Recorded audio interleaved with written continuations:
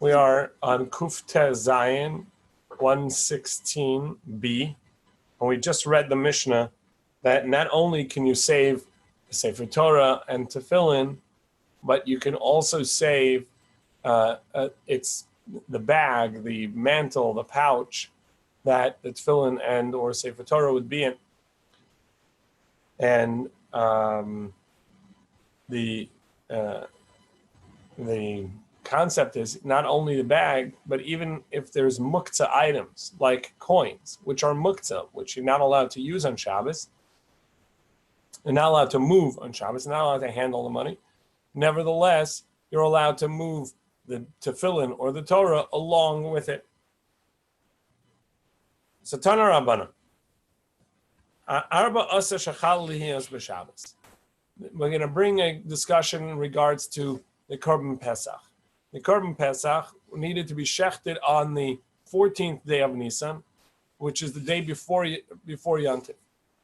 On that day, generally, it would be shechted. And besides for the shechting, which has to happen that day, even on a Shabbos, there's also all the preparations for eating the Korban Pesach, which means that the innards have to go onto the mizbeach, onto the altar, as the offering.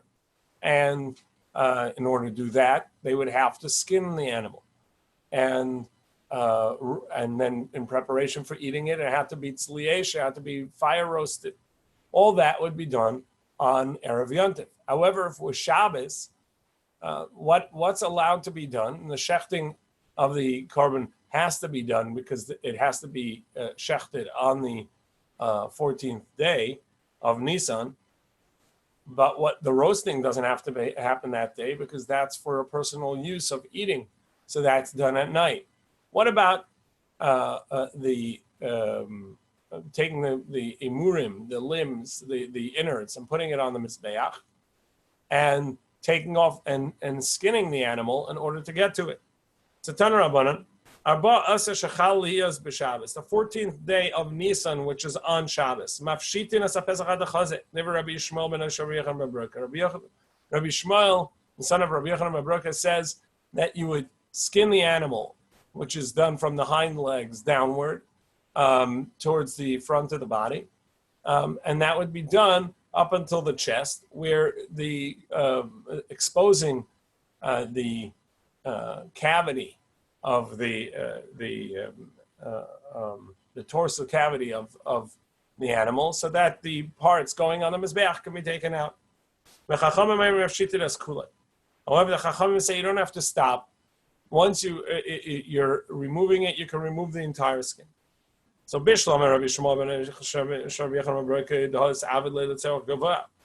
So according to Rabbi Shmuel, the reason you're allowed to do this is because he's doing it not for himself, he's doing it for the need of the Mizbeach.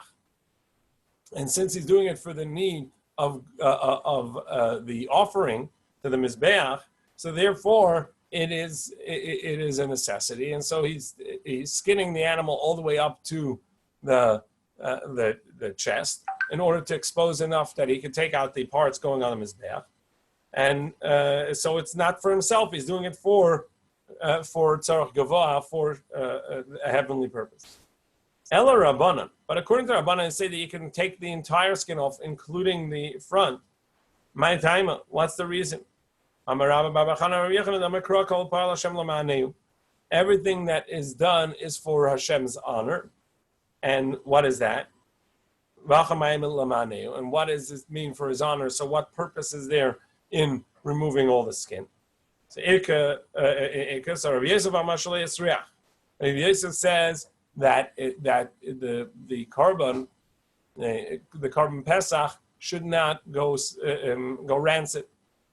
If you leave it warm in its hides, and the hides keep it warm, so then it's going to go bad, and it's not honorable. Even the part that the people are going to eat at the Seder, it's not honorable for a korban to have been kept that way and gone bad and not be maintained and not be kept cool in a way that it will keep it fresh. Rava says Rava says it's not on account of it staying fresh, but rather it looks like it's roadkill. If it's been shechted and has to be left on the side half skin and wait till at night until you can finish it off in preparation, that looks like a nevela. It's not respectable for the korban.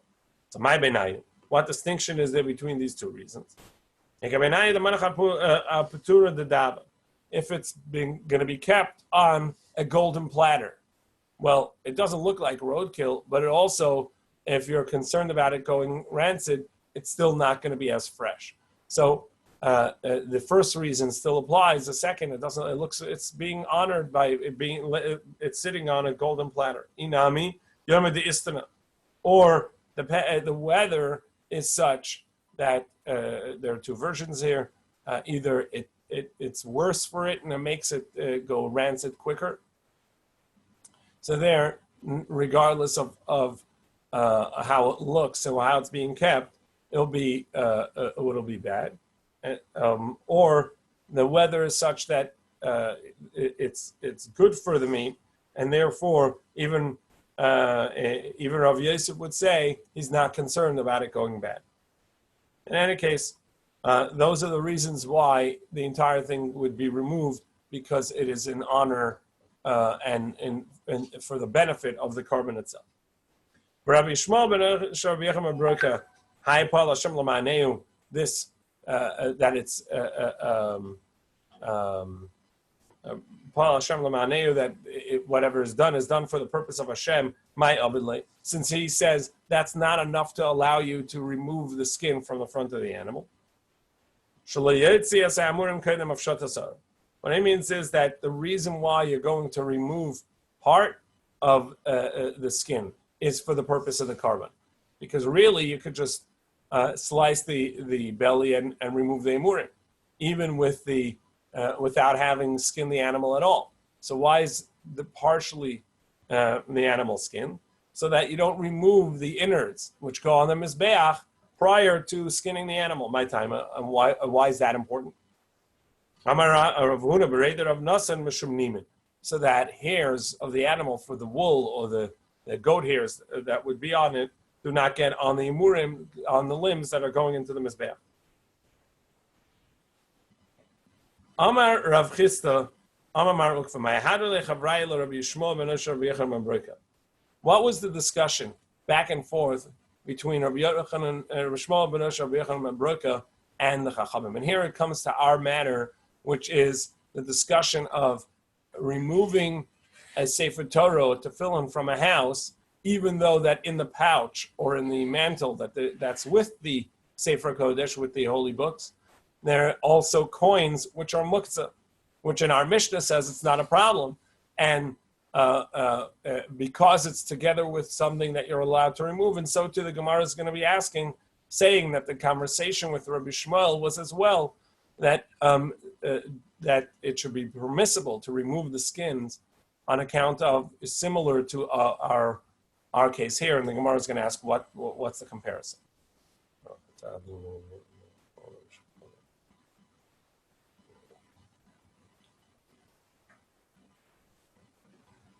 So this is what they said to him. If you're allowed to remove the pouch that the Sefer Torah is in, or the tefillin are in, even though there's coins in there, would you not also be allowed to remove the skin since it's together with the korban? So Gemara says, dummy, what are you comparing? They're not incomparable at all. Awesome, tiltal. In regards to the coins are you're not doing anything with the coins. The coins themselves are not a part of the process here at all. Simply, it's in the bag, and it's true you're not allowed to handle coins on Shabbos, which is a rabbinic d'Rabbanan prohibition. And but you're not doing anything with it. You're not doing a malacha with the coins. They're simply in the bag, and you're moving a muktzah item. But over here, you're actually doing a prohibition. You're doing creative work. You're separating, you're skinning the animal. That's a Torah prohibition. Amar Ravashi betarti pligi. So Ravashi says, no, actually the discussion went deeper because there were two discussions going on. Number one, there was a question about the actual malacha of skinning the animal of hefshet, which is a Torah prohibition. And there the question was how much is permissible in regards to a korban. You're allowed to do shchita, which is a Torah prohibition, but nevertheless for the obligation of korban pesach, you're allowed to. So are you also allowed to? And how much of allowed to do hefshet, which is a Torah prohibition? Rabbi Shmuel says up to the chest. And the Chachamim say the entire thing. And to that, there's no comparison to our Mishnah in regards to the coins that are in the tefillin bag. For sure, there's no comparison. Rather, there's an additional question. Can you handle the korban and the skins that are muktzah, because you can't complete the skinning, or you can't? I'm missing something. We learn in Psachim that the entire korban has to be eaten lock, stock, and barrel. Every single piece, every single part, every single piece of meat from wherever it is in the body. How could you not do hefshet? I don't understand the question. How are you going to eat meat if it's got hide on it? No, for sure you have to do the hefshet to remove the hides. That's not a question. But can you do it on Shabbos, or do you have to wait until after Shabbos that evening? Because you can't roast it on Erev Yantif because it's Shabbos. So the question is, are you removing the skin before Shabbos is over, or do you wait till the evening, remove the skin, make your fire, and roast it then? So the imurim you have to prepare, but would the same apply to the imurim? Do you prepare? No, the imurim can go on the mizbeach. That the parts that go on the mizbeach can be done on Shabbos. Okay, so how are you going to get I guess you cut the imurim. I guess that was the question in the Gemara. Why can't you just cut the torso and open up the cavity and remove the limbs, the insides? Yeah. So they said, no, you can't do that because that would get hairs and stuff on it. It's not respectful. Okay, so you can skin it all the way to the chest. But the question is, can you do the rest? That's the question. Okay. Sure. So besides for that question of whether you're allowed to do the Torah prohibition, the malacha, the creative work of separating and skinning the animal, also, can you move the animal in this midway point, is the way Rashi learns. Can you move the animal in this midway point where some of it is removed, some of it's not yet removed, and now you have a muktzah item together with a non-muktzah item, and you want to move it. And that's the comparison to our Mishnah. This is what they said to him. If you're allowed to remove the Sefer Torah or the Tefillin together with its pouch, with its mantle, even if there's money in there, or agav basar, we can't move the korban, which has some of its hides removed and it's hanging on it. For sure I should be allowed to, because even though that the hides are muktzah, but I should be able to move them. So now we go to Kuf Yud Zayin Amud Aleph, 117a. Midami, and that too the Gemara says is not comparable. So now we come into, we're going to see a lot more discussion about muktzah. So a little bit of an introduction to muktzah. Muktzah is the concept of something that is not usable on Shabbos, meaning you've separated it from your mind on Shabbos, before Shabbos, because you don't need to use it on Shabbos, so it didn't specifically intend to use it on Shabbos. It therefore has no use on Shabbos, and you're not allowed to move it. Not only that, also buses, and we saw this earlier in the Masechta, the place that you put the muktzah. So if I take my wallet out of my pocket before Shabbos, and I put it down on a dish on my nightstand, now that dish is a basis l'davar aser. It is the basis for a muktzah item, and in itself becomes muktzah, or it is nullified to the item, it becomes a part of the item. We saw this discussion earlier in the Masechta. Either way, the concept is the basis l'davar aser is also prohibited. However, what we also saw, can't be metalton. You can't move it. I cannot move it. Right. It is prohibited for me to move that item, just like the muksa. However, if prior or after, but if prior to Shabbos, this dish, besides for having my wallet, which is muksa, and I put it in this dish, it also had my siddur and maybe my tehillim or my chumash or whatever it may be. So now it has a permissible and a prohibited item. So it's a basis, it's a base l'davar asur l'davar mutter for a prohibited and a permitted item. Oh, so then I'm allowed to move it because it is not only a basis to the muktzah item, it's a basis to a non-muktzah item. And so how can you tell me that it itself is nullified to the muktzah item? Or that it is it takes on the status of the muktzah item. This is the same. It has a permissible use as well. So that's the concept of basis l'davar aser or basis l'davar aser u l'davar muter, a base for something that's prohibited, or something that's a base for something prohibited and permitted. And when it says midami, hasam nasa basis l'davar muter, there it's the base for something that's permissible, which is the Sefer Torah. But over here, not only are the skins prohibited, but actually the carbon itself is really muktzah. Why is the carbon muktzah? As we just explained, that anything you can't use on Shabbos is a muktzah item. This was muktzah before Shabbos, as it says, on account of that it was not food yet, because you hadn't shechted it. And it's muksa now, Rashi says, because I can't cook it, I can't eat it. There's nothing I can do with it. It has to remain in its raw form until after Shabbos, where I can complete the skinning, or even according to Chachamim, where I can skin it now, but I can't eat the meat. I can't roast the meat right now. I have to wait till after Shabbos. So the meat itself is a muksa, and since the meat itself is a muksa, the skin is a base for a muktzah item itself. And so how can you compare the two?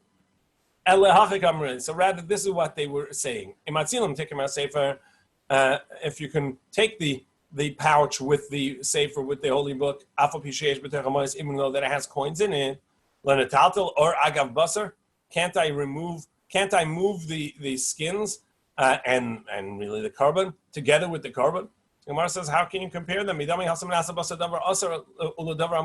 the coins, it's true that the pouch is a base for the coins, but it's also a base for the tefillin that are in there. They were both in there before Shabbos, or the Sefer Torah and the coins. The Torah was in this pouch together with the coins before Shabbos. So the basis, meaning the bag, the pouch, is a base for a prohibited item, true, coins, but also for a very valuable permissible item, tefillin or Sefer Torah. So therefore, I'm allowed to move the pouch because it is a basis for a permissible item as well, or even more, or primarily, it's an even more valuable one. But over here, the entire thing is a prohibited muktzah item. You're not allowed to move the skins, and the skins are a basis for the meat, which also is a prohibited item.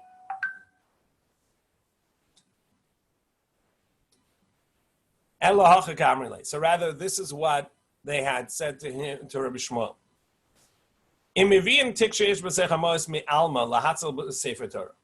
Our Mishnah was only talking about a case where you already had a tefillin bag with tefillin in there and coins. So you're allowed to save the tefillin. You're allowed to save it in its pouch. And therefore, I don't have to dump out the coins before I save it. I can just run and save it from the fire and bring it even to, as we saw, even to a non-eruved area. However, what about the case if I have a money pouch and I need to take my tefillin out or Sefer Torah out, and I bring the pouch and put the Torah in and run? Am I allowed to do that?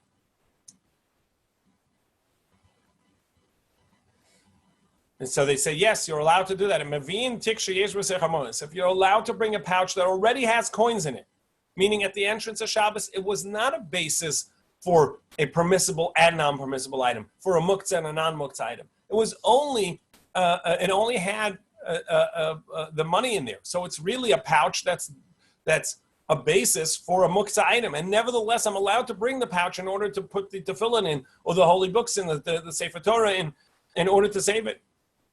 So then for sure I should also be allowed to move the muktzah item, the completely muktzah item, the meat, in order to save it. So Gemara says, and how do you know that you're indeed allowed to bring a money pouch and put the tefillin or Torah in it?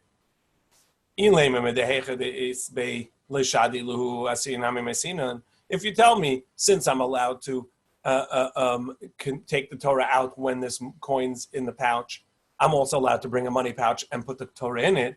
The Gemara says, no, that's not a good comparison. Me dummy, is that a comparison? No, because the fire is raging. You don't have time to dump the coins out of the bag.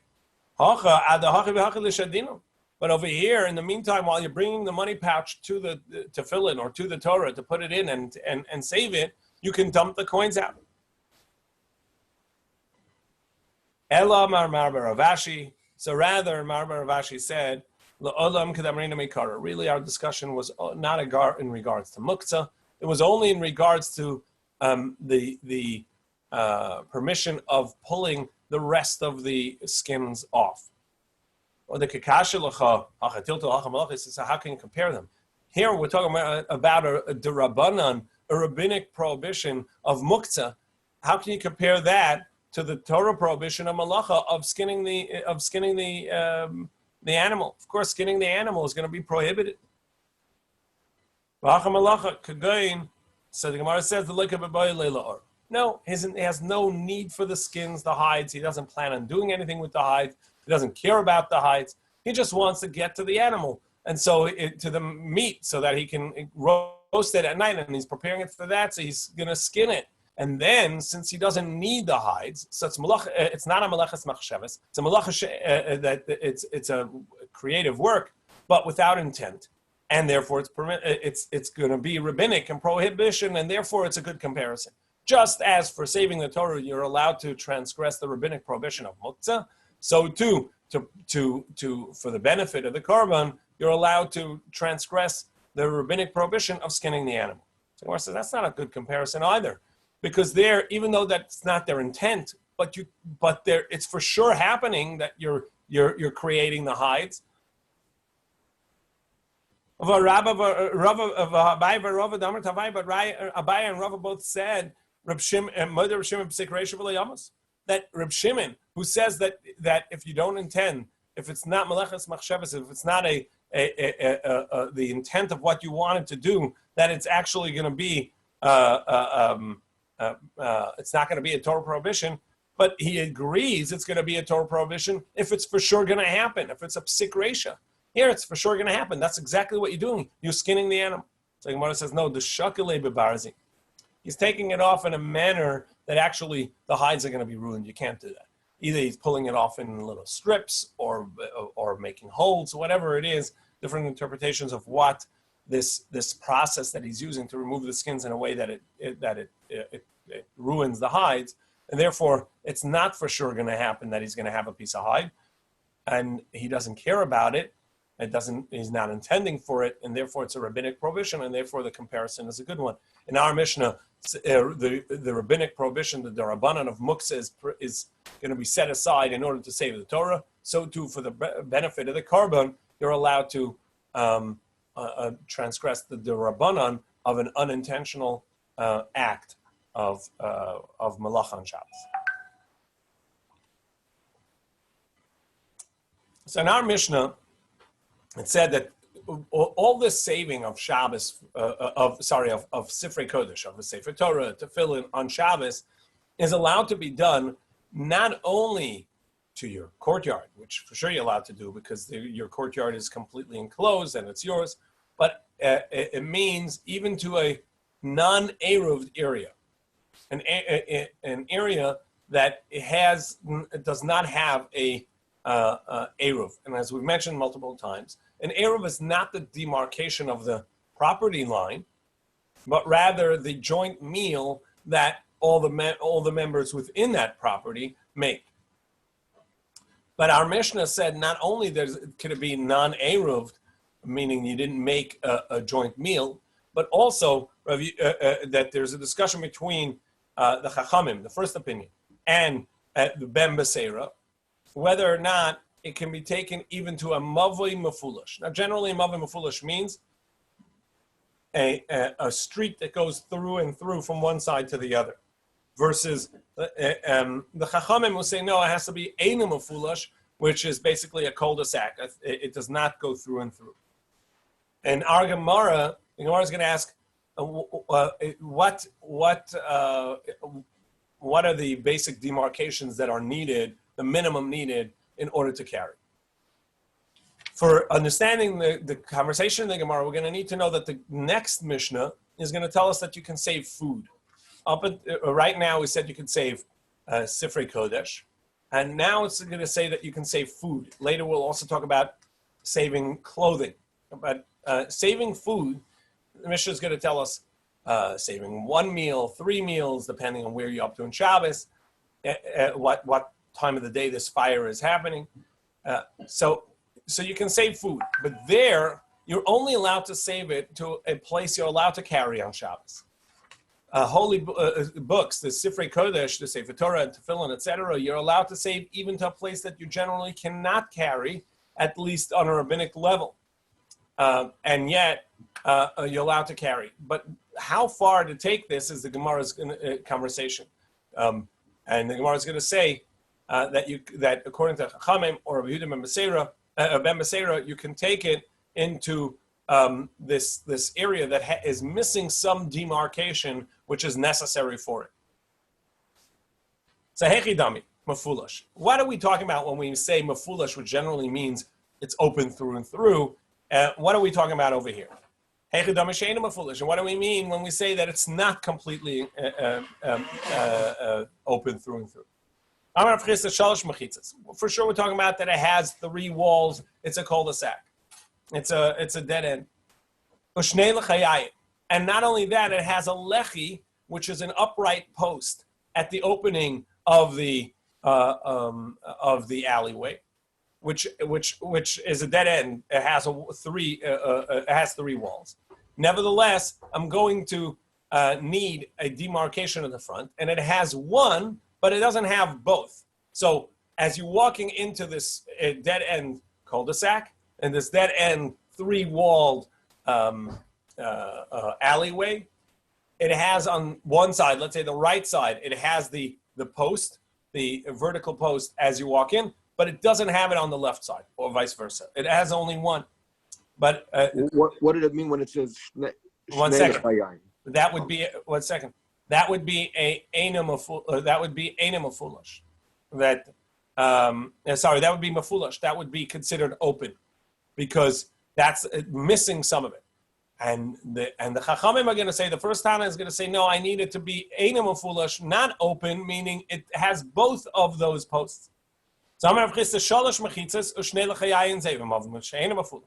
if it has everything it needs, the 3 walls plus the 2 posts, which at this point it's completely closed off. It has 3 walls. It has a demarcation on the front opening on both sides. It's completely considered closed off. And a gimel machitza is v'lechi echad, but if it only has one demarcation on one side, one vertical post, this is going to be open. And the Chachamim are going to say you can only carry it if it has both posts.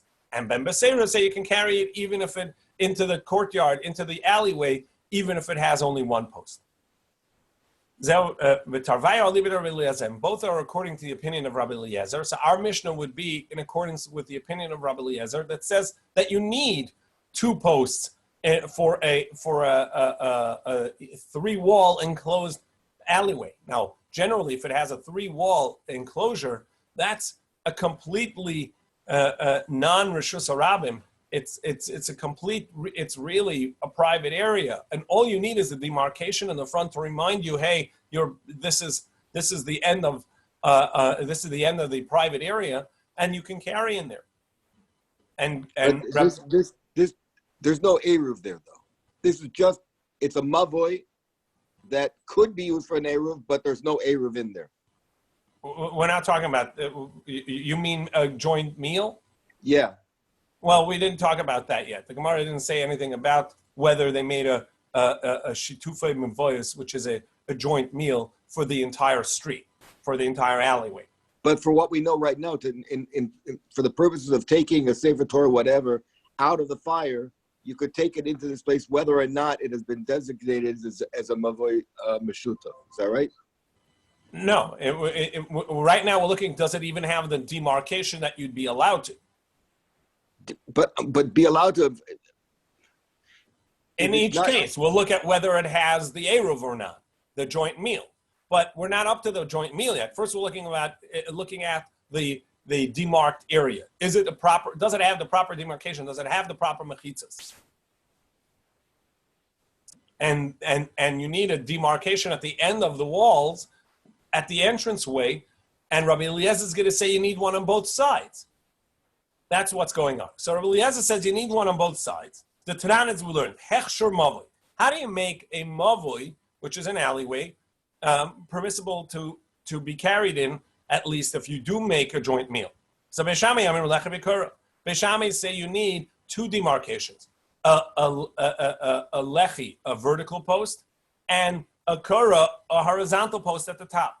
Beis Hillel Amir Lechi Kura. Beis Hillel say either a vertical post on the side or a horizontal post on the top.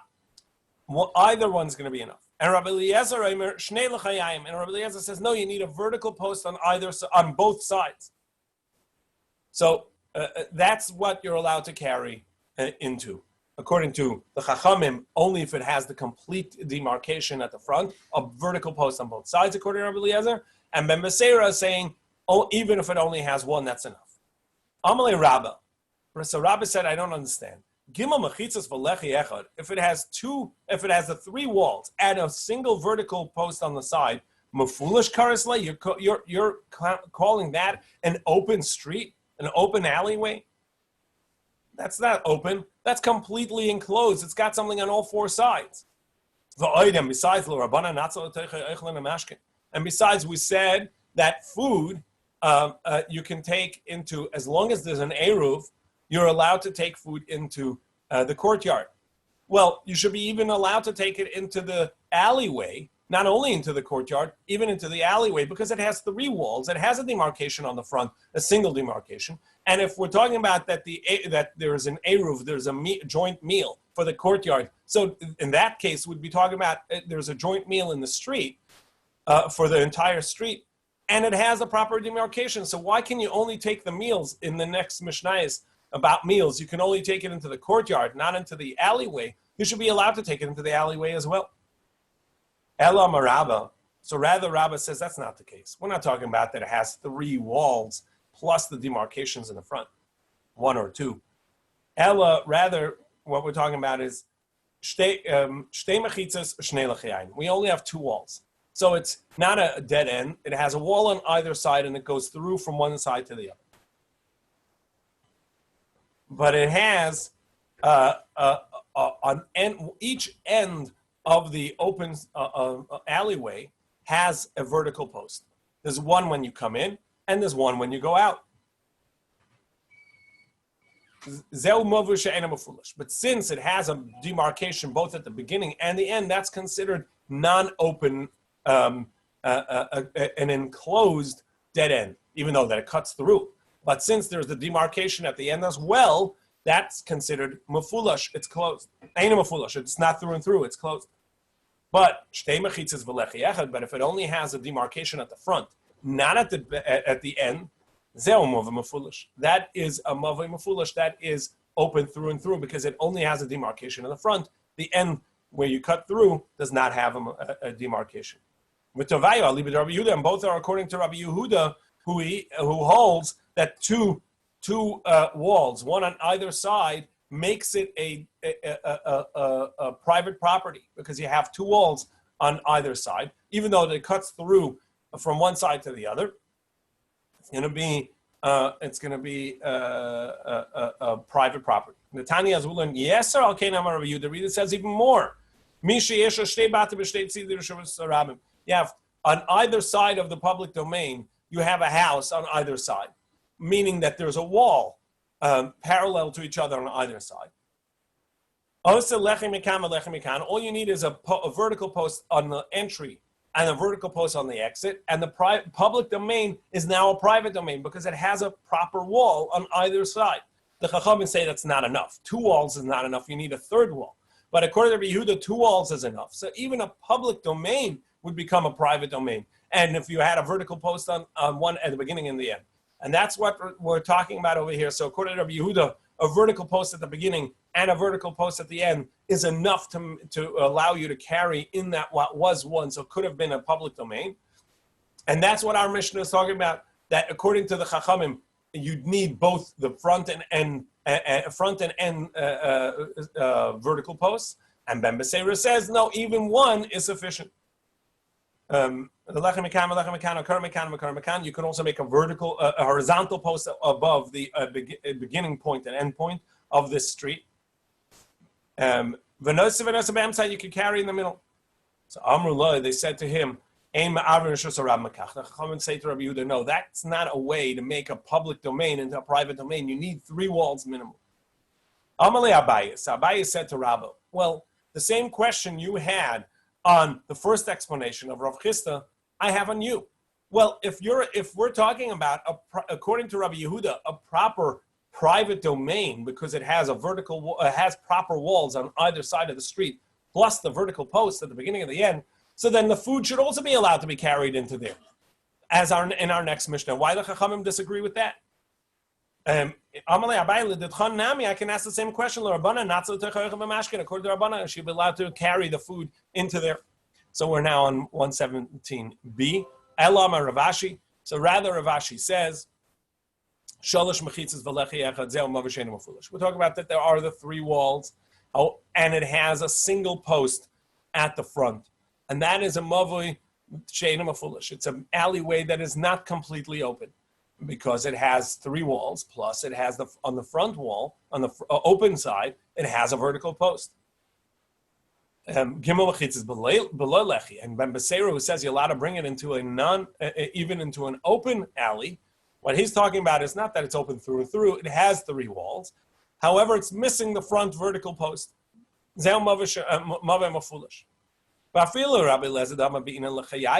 even according to Rabbi Eliezer, who says that typically you would need 2 vertical posts. That's only in regards to food. To save food, Rabbi Eliezer is going to say you need 2 vertical posts, a proper demarcation on either side, on both sides of the opening of this enclosed alleyway. Avala Sefer Torah, tefillin, but for Sefer Torah and tefillin to save Sifrei Kodesh. B'chad lechisagi, Rabbi Eliezer is going to say 1 vertical post is enough, and Ben Beseira says even no vertical post is going to be enough.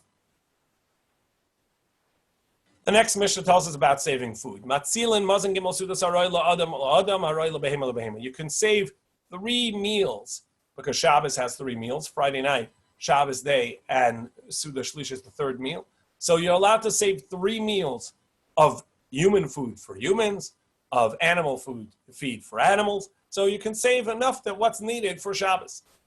Ketzad, what's the case? Naflod leika b'leila Shabbos.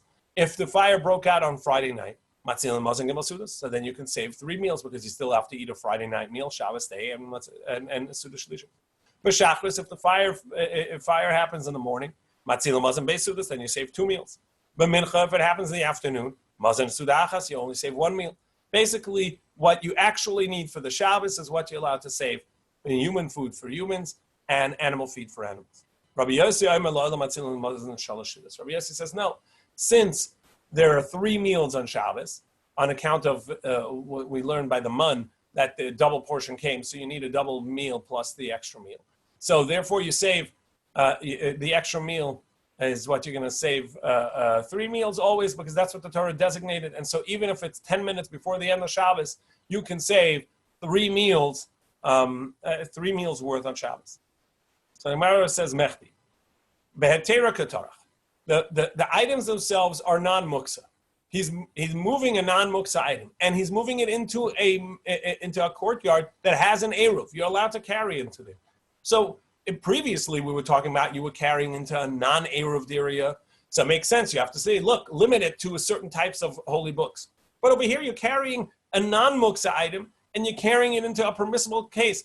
If there was no fire, I'm allowed to carry as much as I want into the courtyard. Why now can I only carry 3 meals? Not ziltfei, let him save even more. Amar Rava says, because a person gets very rushed and disturbed about their money. Isharis lei, if you say, look, you run in and back and forth, in and out to save whatever you can, people lose themselves. And he may start putting out the fire, which is a Torah prohibition. He's going to do a Torah prohibition. Abaye said, if somebody's barrel breaks on the roof, he can take a vessel and put it beneath the dripping wine. But you're not allowed to take it up and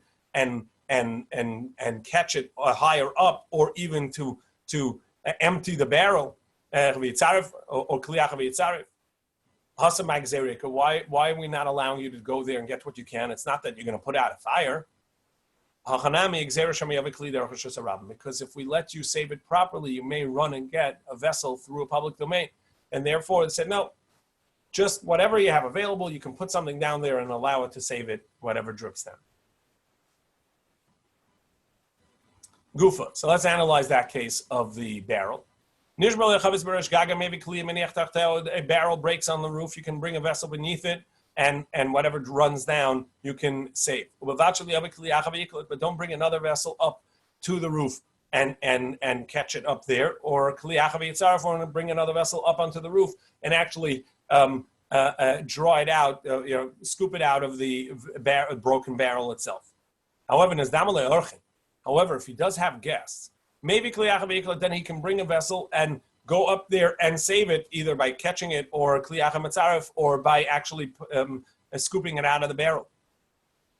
Because he has guests, so he can bring it for the guests. But you're not allowed to first save the wine and then invite a guest. Then guests have to be invited beforehand, and now you're allowed to save it.